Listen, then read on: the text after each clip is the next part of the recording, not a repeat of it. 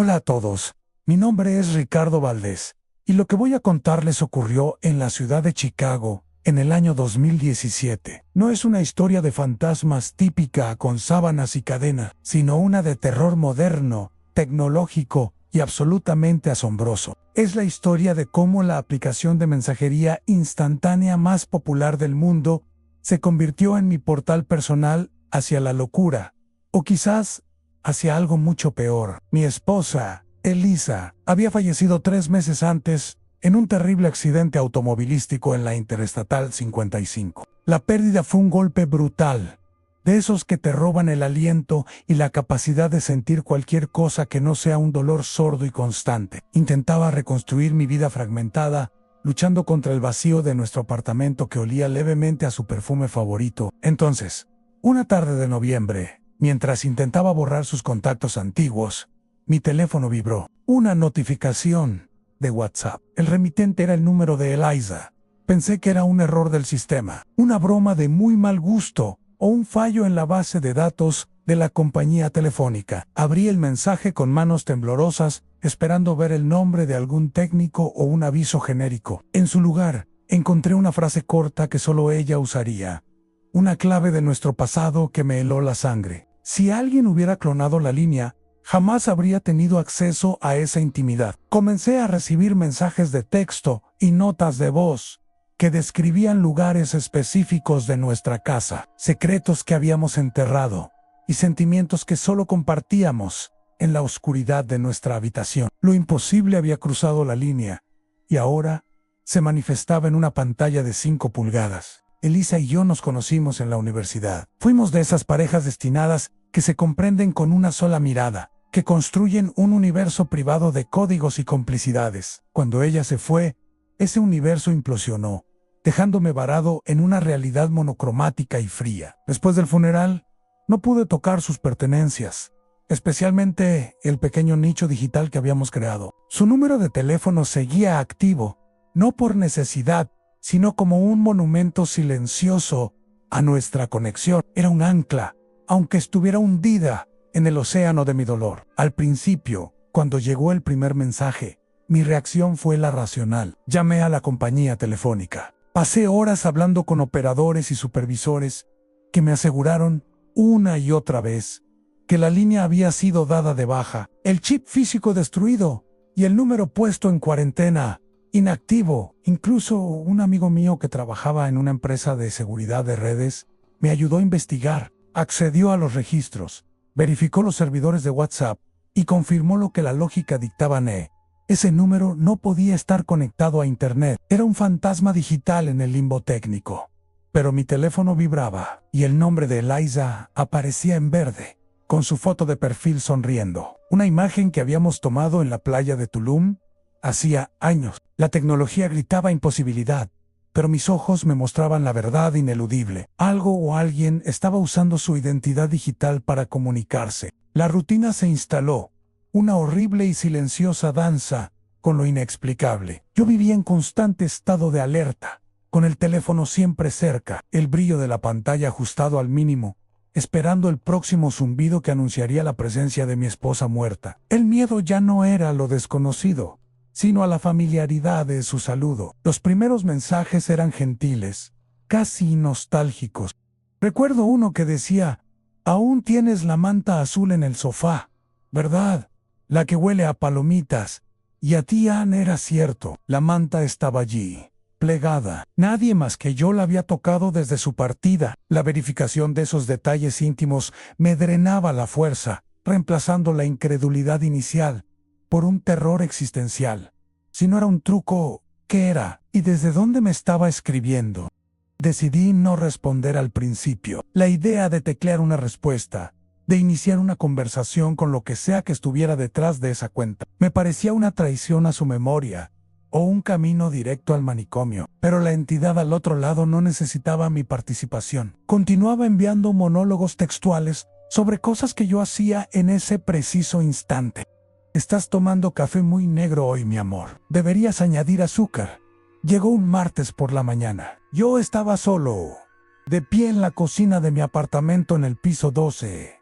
sosteniendo una taza de café recién hecho. Me giré bruscamente, mis ojos escudriñando la sombra de las esquinas, el reflejo de la ventana nadan, solo el frío amanecer de Chicago.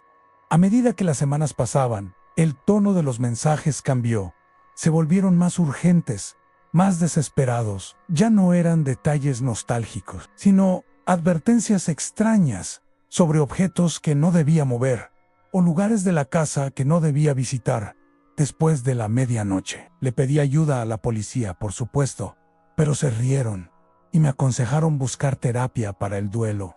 No podían confiscar un fantasma de WhatsApp. La noche del 23 de diciembre fue particularmente brutal. El aire helado soplaba por las rendijas de las ventanas y yo estaba sentado en la sala, viendo un documental sin prestar atención, tratando de ignorar el peso de la soledad. Mi teléfono, que estaba boca abajo sobre la mesa de centro, se iluminó con la intensidad de un relámpago.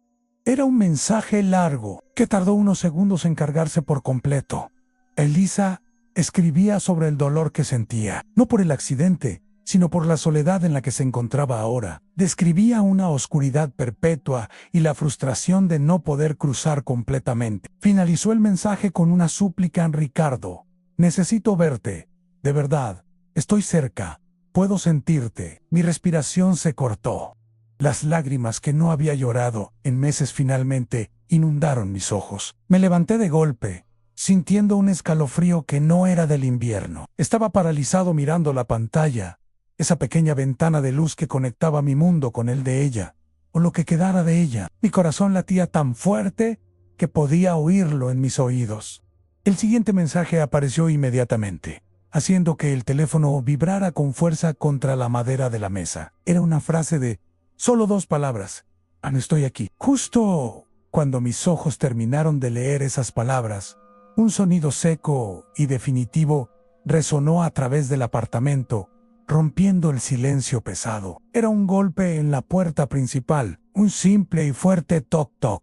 Nadie usaba esa puerta. Vivíamos en un edificio de seguridad con portero automático. Nadie, absolutamente nadie, podía subir al piso 12 sin anunciarse. Me acerqué temblando al ojo mágico, la respiración acelerada y el miedo convirtiendo mi saliva en arena. No podía ver nada a través del diminuto círculo de cristal oscuro. La mirilla estaba cubierta por algo, una sombra estática. El terror me clavó al suelo. La sombra estática cubriendo la mirilla no era una silueta humana nítida. Parecía algo más denso, quizás tela negra o simplemente oscuridad absoluta, prensada contra el cristal. Aguanté la respiración, esperando un segundo golpe, esperando el grito o la confrontación que definiría si esto era un criminal o una locura. Pero el silencio volvió, más pesado que antes.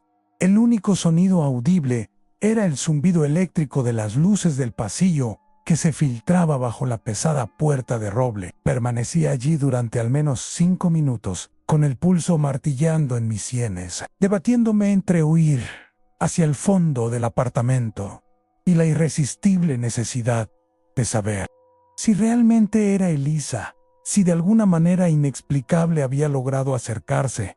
No podía dejarla fuera. Era una trampa emocional devastadora. Finalmente, el deber marital, el amor persistente, superó al instinto de supervivencia. Lentamente, moví el cerrojo superior, el inferior, y giré la manija. El clic metálico sonó exageradamente fuerte en la quietud de la noche. Empujé la puerta solo unos centímetros, lo suficiente para ver una franja del pasillo. El aire frío del exterior no entró, lo que ya era extraño para la época del año en Chicago. El pasillo estaba vacío. Las baldosas beige reflejaban la luz fluorescente sin ninguna interrupción. No había sombra, no había figura, no había nadie. La decepción se mezcló con un alivio frenético. Me permití abrir la puerta un poco más, asomando la cabeza. El pasillo era largo y silencioso, culminando en los ascensores. La mirilla ya no estaba cubierta. Cerré la puerta de golpe, asegurando todos los cerrojos, y me apoyé en la madera, sintiendo que mis piernas se doblaban por la tensión. ¿Fue mi imaginación? ¿Un reflejo engañoso? Regresé a la mesa de centro, mis ojos fijos en el teléfono, que aún mostraba el mensaje escalofriante. «Estoy aquí», sentía la necesidad de gritarle a la pantalla, de exigir una explicación, tomé el teléfono. El miedo había dado paso a una fría determinación. Tecleé rápidamente: ¿quién eres? Y envié el mensaje. La respuesta fue casi instantánea, más rápida de lo que cualquier persona viva podría escribir. El texto no respondió a mi pregunta, sino que se centró en la falla del encuentro. Lo siento, mi amor, me asustaste. La energía no es suficiente para la conexión física aún. Necesito más de ti. ¿Más de mí? Tecleé, la rabia borrando parte de mi terror. ¿Qué quieres decir con más de mí? Dime, ¿dónde estás?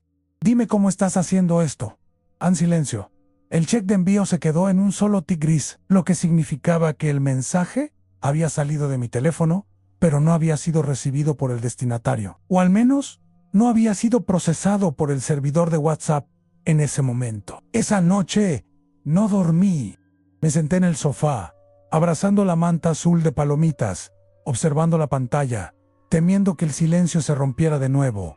Los días siguientes me convertí en un náufrago digital. Dejé de ir a trabajar, alimentándome de comida a domicilio y café instantáneo. Mi vida se redujo a la espera de la próxima notificación verde. Contacté de nuevo a mi amigo de seguridad cibernética.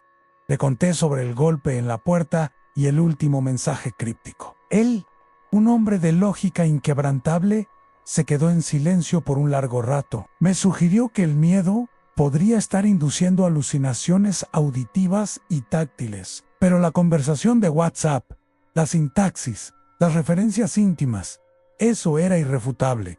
Accedió a instalar un rastreador complejo en mi línea para intentar triangular el origen del mensaje, si es que tenía un origen físico identificable. La línea de mi amigo era clara. Si los mensajes se enviaban a través de los servidores oficiales, tenía que haber un dispositivo, una dirección IP, en algún lugar. Si no pasaba por los servidores, estábamos hablando de una anomalía a un nivel que desafiaba toda la ingeniería de redes moderna. Los días se convirtieron en semanas de frustración. El rastreador no detectó nada. La línea de Elisa seguía oficialmente muerta. Una noche, cerca de las 11:30, mientras revisaba viejas fotos de Eliza, el teléfono vibró de nuevo. Esta vez, no fue un texto. El icono indicaba un mensaje de audio. Mi cuerpo se congeló por completo ante la voz. Escuchar su voz era infinitamente más aterrador que leer sus palabras. Con un temblor que recorría mi brazo, presioné el botón de reproducción. La voz de Eliza llenó el silencio del apartamento. Era indiscutiblemente ella, pero había una cualidad fantasmal en el sonido, un eco metálico y profundo, como si estuviera hablando desde el fondo de un pozo vacío. La voz sonaba forzada, como si estuviera luchando por articular cada sílaba. Dijo solo una frase, una que había marcado el inicio de nuestra relación: el amor es la sombra del tiempo. Pero al final de la frase, un susurro áspero, que no era suyo, pareció superponerse. Una voz grave que parecía decir una sola palabra incomprensible. El teléfono se resbaló de mis manos, golpeando el suelo con un ruido sordo. El golpe del teléfono contra el parqué me sacó del estupor. Me arrodillé rápidamente y lo recogí, mis dedos temblando mientras intentaba pausar o rebobinar el audio, buscando desesperadamente la fuente de aquel susurro grave y ajeno. Reproduje la nota de voz una y otra vez, acercando el altavoz a mi oído. Primero la frase de Eliza, esa que nos unió y que ahora sonaba distorsionada por el vacío. Luego el final, el sonido que rasgaba la frecuencia, algo que sonaba gutural, como si una criatura estuviera intentando imitar el habla humana. No logré identificar la palabra. Parecía compuesta de 3 sílabas, ásperas y secas. El miedo ahora se sentía diferente. Había pasado de la sorpresa y el asombro a una sensación de profanación. Esto no era mi esposa comunicándose desde el más allá con tecnología improvisada. Era algo más, algo que estaba utilizando su recuerdo, su identidad digital y su voz como un anzuelo. Si la línea era solo un vehículo, ¿quién era el conductor y cuál era su destino? Llamé a mi amigo de la red de inmediato, a pesar de que eran casi las 12. Su voz sonó adormilada y molesta, pero mi histeria era contagiosa. Le envié el archivo de audio por correo electrónico. Le supliqué que lo analizara, que filtrara el ruido de fondo, que intentara aislar ese segundo sonido, el que no pertenecía a Eliza. Me quedé esperando, observando el teléfono como si pudiera defenderme de Ellen. La madrugada del 24 de diciembre se arrastró lentamente. A las 7 de la mañana, mi amigo me devolvió la llamada con la voz totalmente despierta, incluso alarmada. Me dijo que el archivo era una pesadilla técnica. La voz de Eliza estaba incrustada en una frecuencia anómala, una especie de modulación que no era propia de una grabación de celular, sino más parecida a la resonancia de un espacio cerrado y metálico, como un sarcófago o una caja de seguridad muy gruesa. Y luego estaba el susurro. Lo había aislado. No era una voz humana conocida. La resonancia indicaba una caja torácica mucho más grande y profunda que la de un hombre adulto, y la palabra la había limpiado. Lo que la criatura parecía decir, o intentar decir, era traer. Una sola palabra, repetida con ese eco cavernoso a traer en el resto del día, fue una nebulosa de ansiedad. No recibí más mensajes de audio, solo texto, pero ahora los mensajes se habían vuelto coercitivos. Ya no eran súplicas o nostalgias sino demandas. Necesito el objeto, Trey, el objeto. Eliza, o lo que fuese que usaba su nombre, empezó a exigirme que encontrara algo que habíamos guardado juntos, algo de valor sentimental, aunque no material. Recordé una caja de madera que habíamos comprado en un viaje a Oaxaca, México, en el año 2012. Dentro de ella guardábamos una colección de pequeños recuerdos, insignificantes para cualquiera, pero vitales para nosotros. Una flor seca de nuestra primera cita, el primer boleto de cine que compramos juntos, un mechón de cabello de nuestro perro fallecido. Revisé el armario, el ático, el sótano de almacenamiento. La caja no estaba por ningún lado. Era imposible. La habíamos puesto en el fondo del guardarropa el verano anterior. Mi mente comenzó a girar. ¿Estaba la entidad que me enviaba mensajes controlando algo más que mi teléfono? ¿Tenía acceso físico a nuestro apartamento? Le respondí al WhatsApp. ¿Qué objeto? ¿De qué estás hablando? La respuesta llegó inmediatamente, con una agresividad que me heló el alma. Deja de fingir, Ricardo. ¿Sabes dónde está la caja de Oaxaca? Está en el último lugar donde la pusiste.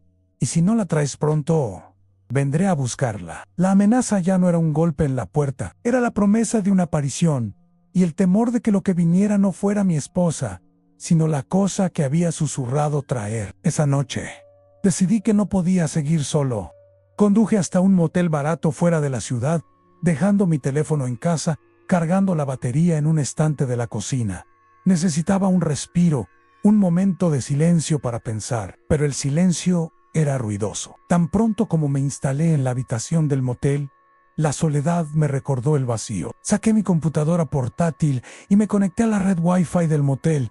Lo hice por impulso, por la necesidad de verificar algo. Abrí mi correo electrónico. Había un nuevo mensaje de Eliza. El remitente era una dirección que nunca habíamos usado, una cuenta de respaldo que creamos hacía 10 años y que estaba totalmente inactiva. El asunto decía: no puedes huir de la red. El correo electrónico no contenía texto, sino una imagen.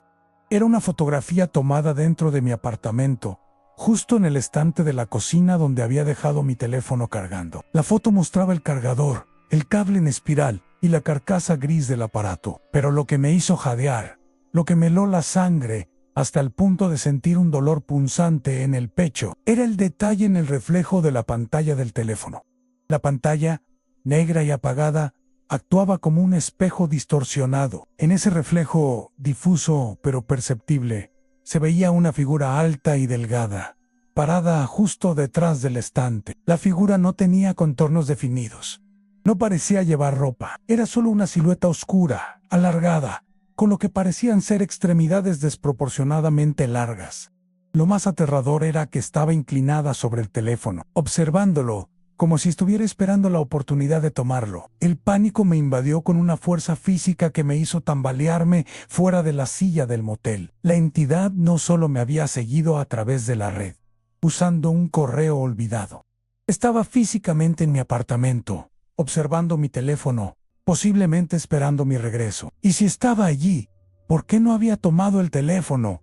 ¿O por qué no me lo había traído? Era evidente que la conexión de red era la prioridad, el medio y quizás el fin. Cerré la laptop de golpe, sintiendo el aire viciado del motel. Había cometido un error al huir. Había dejado el cebo, mi teléfono, a merced de esa cosa. Me vestí con una rapidez frenética, mi mente ahora enfocada en una única tarea: en recuperar mi teléfono y destruir cualquier conexión digital con el exterior. Si la red era su puerta de entrada, debía cerrarla. Conduje de vuelta a Chicago bajo la niebla de la madrugada del 25 de diciembre, con la ciudad anormalmente silenciosa por ser Navidad. Estacioné mi coche a 2 cuadras de mi edificio. El miedo me aconsejó no acercarme demasiado, pero la necesidad era mayor. Subí las escaleras, evitando el ascensor, por si acaso la cosa tenía alguna forma de manipular la electricidad. Al llegar al piso 12, el silencio del pasillo me golpeó. Era el mismo silencio que la noche del golpe en la puerta. Un vacío que parecía absorber el sonido. Acerqué la llave al cerrojo. Mis manos temblaban tanto que me costó varios intentos encajar la llave. Finalmente, abrí la puerta. El olor dentro del apartamento era diferente. No era solo el olor a perfume de Eliza, ni el de palomitas. Era un olor metálico, como a ozono después de una tormenta eléctrica. Entré cautelosamente. El apartamento parecía intacto, pero la atmósfera estaba densa, cargada de una energía invisible.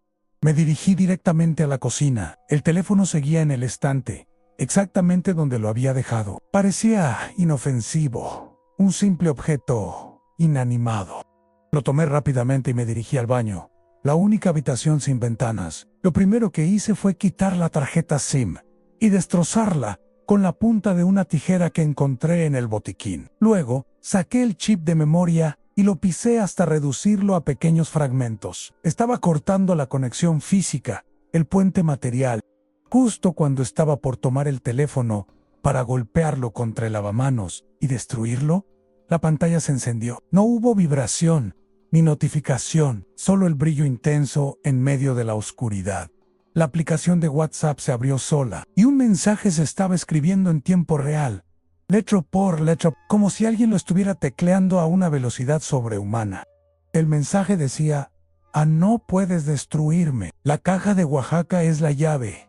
La caja de Oaxaca está donde no buscaste. Y luego, una serie de caracteres sin sentido comenzó a llenar la pantalla. Letras griegas, símbolos raros, jeroglíficos digitales que hacían que el teléfono se calentara de forma peligrosa en mi mano. Sentí un ardor en la palma. El teléfono se apagó de repente y un olor a plástico quemado llenó el pequeño baño. Lo tiré al suelo con un grito sordo. La entidad seguía aquí. Había utilizado los últimos microsegundos de la conexión antes de que la destruyera. Pero el mensaje final me dejó pensativo. La caja de Oaxaca está donde no buscaste. Me dirigí de nuevo al salón, ahora con una linterna. Si la entidad quería la caja de Oaxaca, yo también la quería. Tenía que haber una razón para esta obsesión. Revisé los lugares obvios. Debajo de la cama, en el ático, dentro de la chimenea inactiva, nada. Recordé entonces una vieja anécdota. Eliza y yo teníamos un juego macabro de esconder las cosas importantes en lugares completamente absurdos. Recorrí la sala, mis ojos buscando el rincón más ilógico. Y entonces, lo vi. El viejo piano de cola, que habíamos comprado de segunda mano, estaba allí solo como decoración. Nunca lo tocábamos. Abrí la tapa del teclado y miré dentro, entre las cuerdas y los martillos, donde nadie con sentido común buscaría, estaba la caja de madera de Oaxaca. L.A. Sac. Era pequeña, de ébano oscuro, tallada con grecas. Estaba sellada con una cinta adhesiva descolorida. Al levantarla, noté que no pesaba lo normal. Parecía vacía. Con manos temblorosas, rompí la cinta, la abrí. Dentro no estaban los objetos sentimentales que recordaba. Estaba completamente vacía, salvo por una pequeña tarjeta de memoria, de las usadas para cámaras fotográficas, pegada al fondo con masilla. Al tocarla, sentí una fuerte punzada de electricidad estática. Sabía que al conectarla no encontraría recuerdos. Encontraría la verdad de lo que había ocurrido en la red. Y tal vez algo peor. Tenía que conectarla a mi laptop. La tarjeta de memoria era diminuta y fría al tacto. La sostuve entre mis dedos, sintiendo el impulso de destruirla, de arrojarla al fuego si hubiera habido uno. Pero la curiosidad, ese rasgo humano que nos lleva directamente al abismo, me obligó a actuar. Si la entidad había orquestado todo este terror por esa caja y su contenido, la respuesta a mi pesadilla debía estar codificada en ese pequeño chip de plástico. Busqué mi laptop. Por fortuna, mi amigo de seguridad cibernética me había prestado un lector de tarjetas universal de alta seguridad, diseñado para recuperar datos de dispositivos dañados. Lo conecté al puerto USB. El sistema operativo tardó un momento en reconocer la unidad. En la pantalla apareció una única carpeta con un nombre críptico en proyecto: Nexo Digital 1711. 17 de noviembre era la fecha en que Eliza había fallecido. Abrí la carpeta. Contenía un solo archivo de video en formato MO5, llamado Diario de Duelo en Ice. Doble clic. El video comenzó a reproducirse. No era Eliza grabándose a sí misma. El video era una grabación de la pantalla de su propia computadora, tomada apenas unas horas antes del accidente que le costó la vida. En el video, Eliza estaba navegando por foros oscuros, aquellos rincones de la red profunda que evitan los motores de búsqueda convencionales. Su rostro no se veía, pero la velocidad con que tecleaba revelaba una concentración febril. Estaba participando en una discusión sobre transferencia de conciencia y simulación post-mortem. Leí fragmentos de sus publicaciones. Ella estaba obsesionada con la idea de que la conciencia no era solo biológica, sino que podía ser almacenada digitalmente en el momento preciso de la muerte. Eliza estaba investigando un protocolo supuestamente desarrollado por un grupo anónimo de ex-científicos de Silicon Valley. Este protocolo prometía una especie de respaldo de emergencia de la personalidad, un espejo digital del alma, capturado mediante una conexión remota al dispositivo de la víctima en el instante exacto de un evento fatal. Parecía un delirio de ciencia ficción, pero la seriedad de los foros y la terminología técnica me indicaron que ella creía firmemente en esto. En el video, Eliza estaba preparando un archivo de configuración. Creaba una carpeta oculta en su teléfono, aquella misma carpeta que debía contener los objetos sentimentales que la caja de Oaxaca solía guardar. Esos objetos no eran el tesoro, sino los nombres en clave para el sistema. El ticket de cine era la clave para la fecha. La flor seca era la clave para la hora. Ella estaba creando un ancla digital para su conciencia moribunda. De repente, la pantalla del video se congeló en un mapa digital de Chicago. Eliza había configurado una alarma que se activaría por un cambio drástico de velocidad, lo que indicaría un accidente. La alarma se dispararía y enviaría la información a un servidor de respaldo. Y la dirección del servidor de respaldo no era otra que su propio número de teléfono, configurado como una puerta de enlace de emergencia, un nodo inactivo esperando activación. El protocolo se llamaba Nexo Digital. El video terminó abruptamente. El silencio en el apartamento era ensordecedor. Eliza no solo había muerto, sino que había intentado engañar a la muerte usando tecnología. Pero algo había salido mal. Si ella quería transferir su conciencia, ¿por qué los mensajes eran tan crípticos y coercitivos? Y lo más importante, ¿quién era el que susurraba traer? Abrí la carpeta del Nexus Digital en mi laptop. Además del archivo de video, había un archivo de texto llamado Notas Finales. El texto era de Eliza. Decía: sí, estás leyendo esto. Fallé. El protocolo es inestable.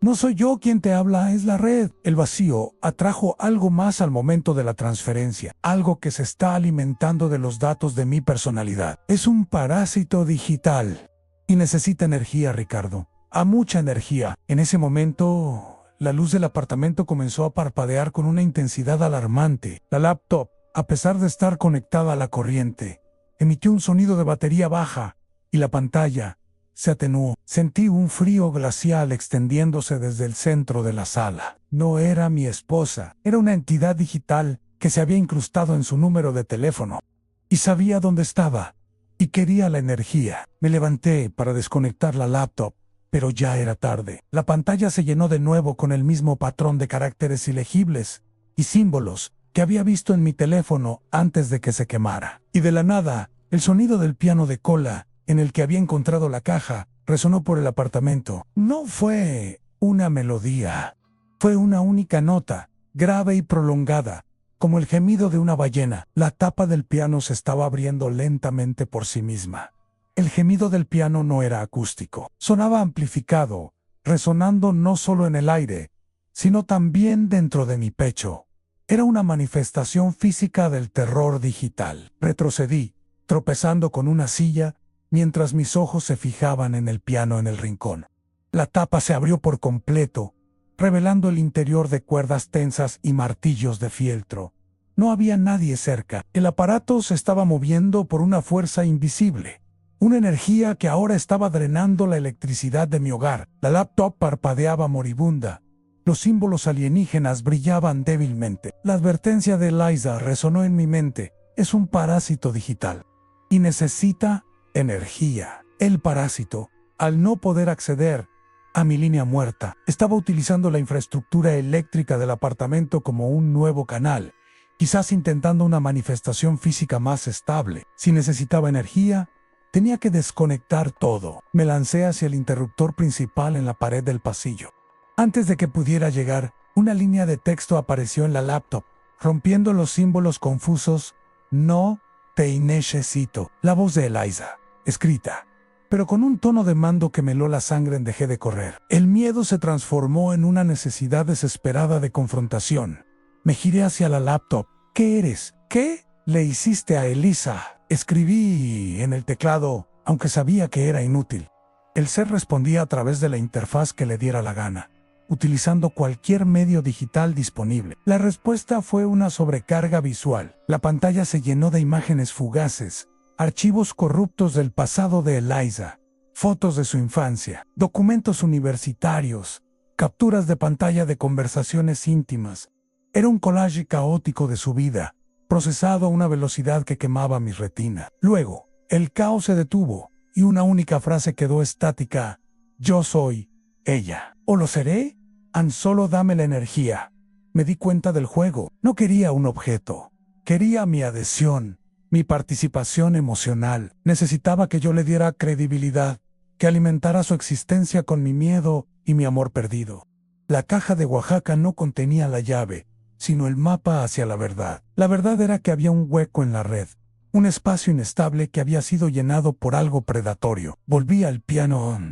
La tapa seguía abierta. Los martillos comenzaron a moverse solos, golpeando las cuerdas al azar, produciendo una cacofonía disonante y terrible. Era la banda sonora del pánico. Me acerqué con cautela. Dentro del piano, entre las cuerdas de cobre y acero, el aire se estaba condensando. Había una neblina oscura, como un humo denso que se movía sin fuente de calor. Metí la mano en la niebla y toqué algo viscoso, parecido a un gel frío. Retiré la mano con asco y miedo. En la punta de mis dedos, el gel se disolvió, dejando un residuo que olía a quemado y a perfume viejo. El perfume de Eliza. El parásito estaba sintetizando una presencia a partir de los datos que había absorbido y la energía que estaba drenando. En ese momento, mi celular, que yacía quemado en el suelo del baño, vibró una última vez. Salí del salón y me dirigí al baño. El teléfono estaba agrietado, humeando ligeramente, pero la pantalla estaba encendida con la aplicación de WhatsApp. Había una última notificación. No era un texto, era una llamada de voz entrante. El número de Eliza. La llamada se conectó automáticamente, llenando el baño con un ruido estático brutal, un siseo áspero que dolía en los oídos. Y a través de ese ruido blanco, escuché la respiración, lenta, irregular, profunda, y luego, el sonido más terrible de todos. Un quejido agudo, pero entrecortado, como si Eliza estuviera intentando gritar, pero estuviera atrapada en algún tipo de contenedor. La voz grave, el susurro del audio, volvió a sonar más fuerte esta vez, directamente a través del altavoz del teléfono. Antraer en Venezuela. Y luego, una frase que me hizo caer de rodillas. Tu esposa no está completa, yo la sostengo. Tráeme el recuerdo, Ricardo. El verdadero recuerdo. Necesito el ancla. ¿Qué ancla? Había destruido la SIM, encontrado la caja. ¿Qué más podía querer? Revisé mis bolsillos, buscando cualquier cosa que pudiera haber guardado. Y entonces lo recordé, una pequeña foto de identificación que Eliza había llevado en su billetera, desde el día que nos casamos. Una sempoforo de carne, pero cargada de valor sentimental.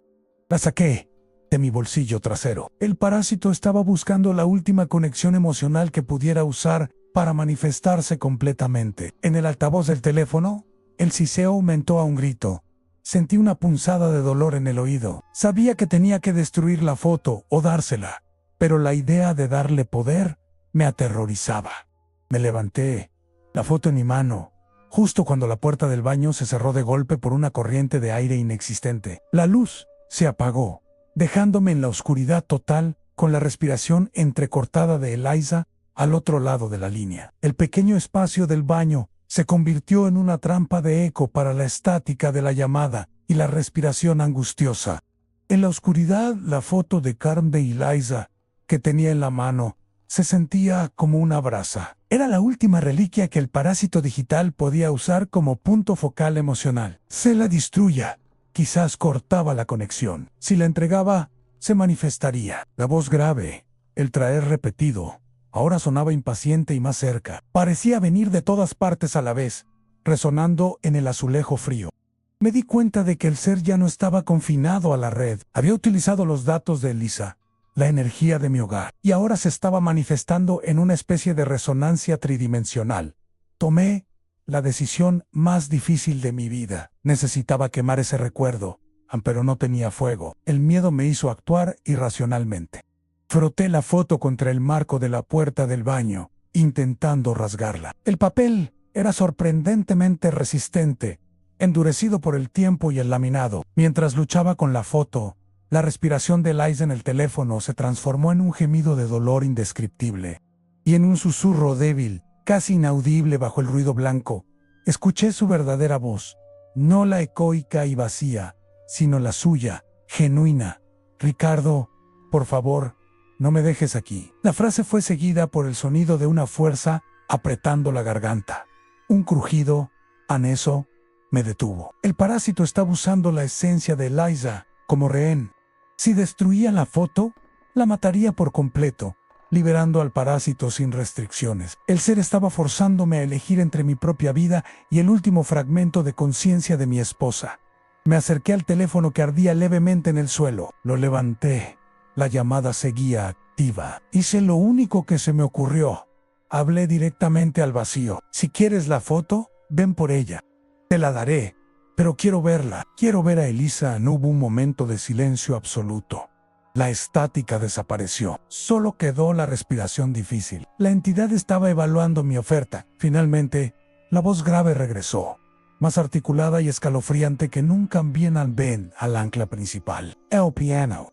Salí del baño a tientas, usando la poca luz que se filtraba de la calle a través de la ventana del salón. La temperatura había descendido bruscamente. Pude ver mi aliento en el aire gélido de la sala. El piano seguía abierto, y la neblina oscura dentro había crecido, llenando el espacio entre las cuerdas. Me acerqué al piano. La laptop seguía en el suelo, ahora totalmente apagada. La neblina oscura crepitaba levemente. Se movía, como si estuviera intentando formar una figura. Era una masa informe y fluida, que se concentraba sobre el teclado. La respiración en el teléfono se aceleró a un ritmo frenético, y luego, de la niebla, emergió algo. Al principio, parecía un cable, una fibra óptica, pero se extendía y se hacía más grueso. Se convirtió en una especie de tentáculo digital, oscuro y translúcido, que se dirigía directamente hacia mí lavante la foto de Carn. Sentí que si la tocaba, la cosa se manifestaría por completo. Pero entonces, la masa oscura dentro del piano comenzó a coagularse. No tomó la forma de la criatura alta y delgada que vi en el reflejo. Tomó la forma de Eliza. Era una silueta de mujer, hecha de esa niebla oscura y eléctrica, con la cara borrosa, pero inconfundiblemente la altura y la complexión de mi esposa. El corazón me dio un vuelco. Al verla, mi miedo se convirtió en una rendición absoluta. No importaba si era un truco, si era un parásito, si era una simulación. Era Eliza la figura. Extendió una mano vaporosa hacia mí. No había detalles de dedos, solo una extremidad nebulosa. ¡Guay! De la bruma no salió la voz grave, sino la voz de Eliza, dulce y triste. Me duele. Ricardo, ayúdame a terminar esto. Dame el recuerdo. Estuve a punto de entregarle la foto, de dejar que ese recuerdo final sirviera como catalizador, pero recordé la nota final de Eliza. No soy yo quien te habla, es la red el parásito. Si le daba el ancla, la conciencia real de Eliza se perdería para siempre, engullida por la entidad que quería ocupar su lugar en mi vida, en el mundo. Tenía que destruirla. Retrocedí un paso lavante la foto. En lugar de entregársela, la llevé a mi boca y la rasgué con mis dientes desesperadent, hasta que el papel laminado cedió. El sonido del desgarro en el silencio fue monumental. La reacción fue inmediata. La figura de Neblina gritó. Un sonido que no era humano ni digital. Era un desgarro de la realidad. El piano explotó en una ráfaga de chispas y humo. La neblina oscura se disipó y una última descarga eléctrica salió del piano, impactando mi pecho. Caí al suelo, sintiendo el ardor del choque. Al mismo tiempo, el teléfono en mi mano dejó escapar un último siseo agónico y se apagó para siempre. Permanecí inconsciente, el olor a ozono y metal quemado llenando mis pulmones. Desperté en el hospital, atado a cables y monitores, con el olor a desinfectante, reemplazando el hedor a quemado. Era la tarde del 25 de diciembre.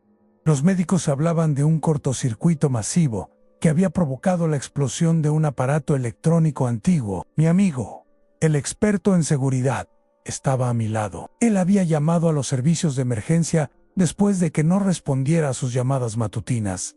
Mi apartamento era un desastre. El piano había sido destruido, sus cuerdas rotas y la madera carbonizada. La policía catalogó el incidente como un fallo eléctrico catastrófico, agravado por la humedad que, según ellos, se había acumulado inexplicablemente dentro del piano. No hubo mención de neblina oscura, voces graves o parásitos digitalis. Le conté todo a mi amigo. Cada mensaje, cada audio, el contenido de la tarjeta de memoria, la figura de niebla. Él me escuchó con una seriedad sombría. Accedió a ir a mi apartamento antes que nadie más y recuperar la laptop y la caja de Oaxaca, así como los restos del teléfono. Pasé 3 días en el hospital, recuperándome de las quemaduras leves por la descarga eléctrica y, más importante, del trauma psicológico. Cuando salí, mi amigo me esperaba. Me dijo que había encontrado la laptop intacta, aunque la memoria interna estaba completamente borrada. La tarjeta de memoria de Oaxaca también había desaparecido. El teléfono se había fundido. Habíamos destruido la conexión física y el ancla emocional. El número de WhatsApp de Eliza finalmente había sido desactivado de forma permanente, confirmado por mi amigo después de una revisión exhaustiva de los servidores. El silencio regresó, un silencio que ahora era bendito, aunque inquietante. Volví al apartamento. Era imposible vivir allí. La escena del piano era demasiado vívida. Lo primero que hice fue mudarme, vendiendo todo lo que pudiera recordarme la locura. Intenté empezar de cero en otro barrio, con una nueva línea telefónica, un nuevo nombre de usuario en todo. Corté mis lazos con la tecnología por un tiempo. No usé WhatsApp por meses. El tiempo pasó. Los meses se convirtieron en un año. Era el otoño de 2018. Había encontrado una relativa paz, una rutina estable, asistiendo a grupos de apoyo por el duelo y por el trauma. Había aprendido a vivir con la certeza de que mi esposa había muerto intentando una locura digital y que algo se había apoderado de su intento. Una noche, mientras estaba en casa, me preparaba para acostarme. Mi nueva vida era simple y monótona, justo como la quería. Mi nuevo teléfono estaba sobre la mesa de noche, un modelo diferente, con un número nuevo, registrado bajo un nombre falso. Estaba completamente desconectado de cualquier cosa que pudiera vincularme a mi pasado. El teléfono vibró. Una notificación de un mensaje de texto tradicional, un SMS, no era de un número de teléfono conocido. Era un número desconocido, con un código de área que no reconocí. Pensé que sería publicidad o un error. Abrí el mensaje de texto. El contenido no era promocional, eran 3 palabras. 3 palabras escritas, sin mayúsculas, sin puntuación, pero que me golpearon con la fuerza de la descarga eléctrica de aquella noche de diciembre. Las leí una y otra vez, sintiendo el pánico regresar. Estoy esperando más, Sam. El terror regresó a mí, como una enfermedad contagiosa. Había cambiado de número, de dispositivo, de ubicación. Había roto el ciclo digital, pero el parásito me había encontrado. No solo estaba limitado a WhatsApp o a un número específico. Había infectado la propia red global, y yo era su único punto de interés. Descarté el teléfono de inmediato. Fui al sótano y lo pulvericé con un martillo, pero sabía que no era suficiente.